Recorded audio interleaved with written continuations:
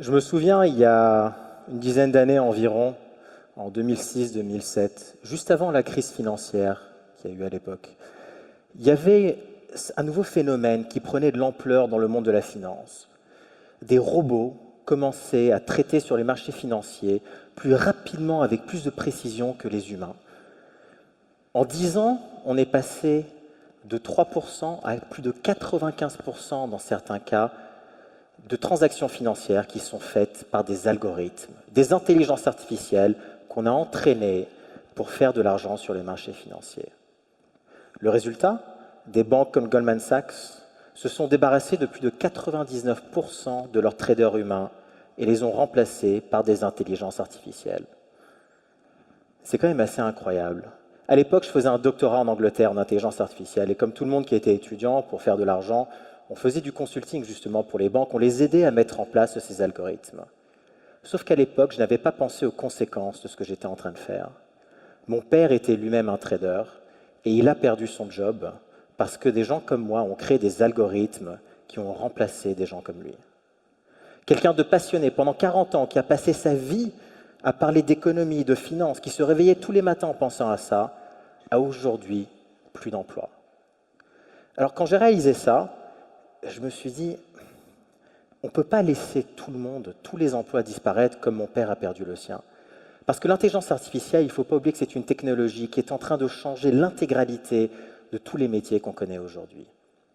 Alors quand le gouvernement est venu me voir en mars dernier pour me demander de prendre en charge un groupe de travail pour réfléchir justement aux impacts économiques et sociaux de l'intelligence artificielle, j'ai sauté sur l'occasion pour justement essayer d'avoir une opportunité d'apporter quelques réponses à ça. Avec un groupe d'une dizaine de personnes, on a interviewé plus de 80 experts à travers le monde, en leur demandant comment est-ce que l'intelligence artificielle allait changer leur métier. Ce qu'on s'est aperçu, c'est que le changement allait se produire non pas dans 20 ans, non pas dans 30 ans, mais dans 5 ans, dans 6 ans, dans 10 ans maximum. Il n'y a pas un seul emploi aujourd'hui qui ne sera pas touché par l'intelligence artificielle dans les 10 ans qui viennent. Qu'est-ce que l'intelligence artificielle, justement? Je sais qu'on en parle beaucoup, c'est un petit peu le buzzword du moment. L'intelligence artificielle, c'est tout simplement la capacité à recréer dans une machine un comportement humain. Et il y a tout un tas de techniques qui existent, qui sont plus ou moins à la mode en fonction des époques, dont une en particulier qui s'appelle le machine learning. L'idée du machine learning, c'est plutôt que d'expliquer à une machine comment faire une tâche, on va lui donner des exemples de la tâche à reproduire, et elle va par elle-même apprendre à reproduire ce comportement. C'est très important parce que jusqu'à maintenant, quand on voulait automatiser une tâche, il fallait qu'un expert humain comprenne la tâche en question et reproduise cette tâche, donc programme un ordinateur pour faire ça. Mais l'intelligence artificielle, le machine learning, permet de complètement passer outre l'humain dans l'équation et tout simplement donner des exemples à la machine et la laisser faire le travail. Et c'est pour ça que le degré d'automatisation, la célérité avec laquelle c'est en train de se produire, est bien au-delà de tout ce qu'on a pu imaginer jusqu'à aujourd'hui. L'intelligence artificielle, c'est la version extrême de l'automatisation qui a déjà commencé avec les machines et avec l'informatique plus récemment. Dans l'intelligence artificielle et le machine learning, il y a une technique en particulier qui est pas mal à la mode, qui s'appelle le deep learning. Donc, d'une manière générale, quand quelqu'un vous dit deep learning, machine learning, intelligence artificielle, vous pouvez plus ou moins vous dire que ça représente la même chose. Donc, avec cette définition en tête, on est parti sur un objectif très simple avec notre groupe de travail. On s'est demandé, est-on capable aujourd'hui de créer un test, c'est-à-dire de créer une sorte de petit questionnaire qui permettrait à tout le monde de savoir si son propre emploi est à risque. Je ne sais pas combien de personnes ici se posent la question de savoir si... Bon, alors vous êtes des dirigeants, donc un peu moins. Mais beaucoup d'entre vous ici, à mon avis, vont être assujettis à cette question-là. Combien de vos employés seront potentiellement remplacés par des machines? Et ça, c'est un sujet qui intéresse tout le monde aujourd'hui, qui est important pour tout le monde. Donc on a identifié 4 critères. Le premier critère, c'est est-ce que la tâche en question qu'on cherche à automatiser nécessite une intelligence horizontale.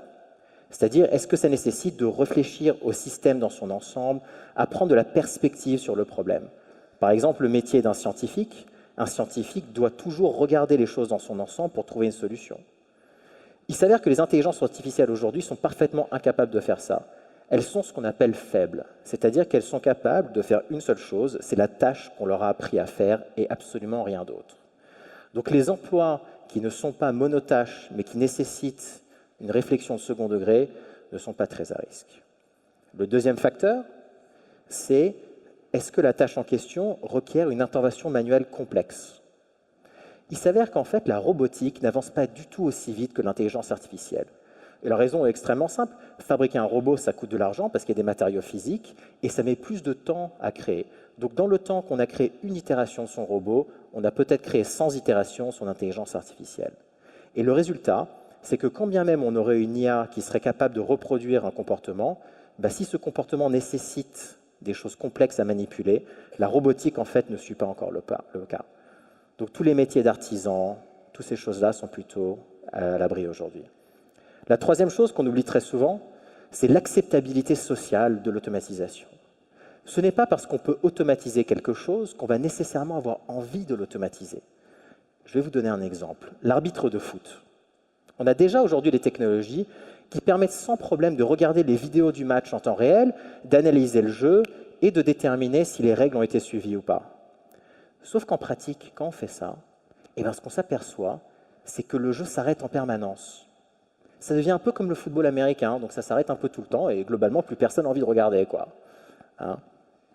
Il s'avère qu'en fait, l'arbitre humain est capable d'aller au-delà des règles du jeu et d'interpréter le contexte dans lequel la faute a été faite, de laisser jouer si jamais il considère que c'était du fair play. C'est-à-dire que le jugement humain fait partie intégrante du jeu de foot. Dans ce cas-là, on ne veut pas d'une intelligence artificielle. Et finalement, le quatrième facteur, c'est l'intelligence émotionnelle. Est-ce que votre métier requiert une grande part d'intelligence émotionnelle? Est-ce que vous devez connecter? Est-ce que vous devez avoir de l'empathie avec les personnes avec qui vous travaillez, avec qui vous êtes en interaction? Une machine peut faire semblant d'avoir de l'empathie, mais elle n'en ressentira pas. Et au final, quand vous êtes un manager, tout le monde ici est dirigeant, tout le monde est manager, un bon manager doit être capable de connecter émotionnellement avec ses équipes. Une machine est parfaitement incapable de faire ça. Et quand on prend ces 4 critères et qu'on regarde le cas de la France, ce qu'on s'aperçoit, c'est qu'en réalité, il n'y a qu'environ 10% des emplois qui seront véritablement automatisés, c'est-à-dire des emplois qui seront faits par des machines seules. Environ 40% des emplois seront faits par des humains, donc pas grand-chose va changer, ou ce seront de nouveaux emplois que les humains feront seuls sans avoir besoin de machines. Mais ce qui est intéressant, c'est qu'on s'aperçoit que dans 50% des cas, donc dans la moitié des emplois, il faudra une machine et un humain qui collaborent ensemble pour effectuer la tâche. Ce qui veut dire que la moitié des emplois que nous avons aujourd'hui vont être transformés par l'intelligence artificielle. Ils ne vont pas disparaître, ils vont être transformés. Et donc la question, en tant que gouvernement, en tant que pays, n'est pas celle du chômage de masse. On n'est pas en train d'essayer de réfléchir à comment gérer une société où 70% des citoyens ne travaillent pas. Ce n'est pas la question. 10% de chômage, c'est terrible, mais on arrivera quand même à trouver une solution. Ce n'est pas 50%, ce n'est pas 60%. En revanche, on a un énorme problème. C'est comment est-ce qu'on va former ces 50% pour qui l'emploi va nécessiter une collaboration entre un humain et une machine. Et c'est pour ça qu'il faut totalement repenser le système éducatif. Il faut arrêter de penser qu'on va apprendre une chose une fois dans sa vie pendant 4 ans à l'université et qu'on va faire ce métier pendant le reste de sa vie. En réalité, ce qui va se passer, c'est qu'au fur et à mesure que ces machines apprennent à faire des tâches que les humains ont fait jusqu'à maintenant, les humains vont devoir s'adapter et apprendre à collaborer avec ces machines. Il va donc falloir passer à un mode d'éducation qui ne va plus être statique, mais qui va véritablement être de l'apprentissage continu et adaptif. Il y a tout un tas de théories autour de ça, mais ce qui est important véritablement, c'est de se rappeler de ça. La majorité des emplois vont être transformés.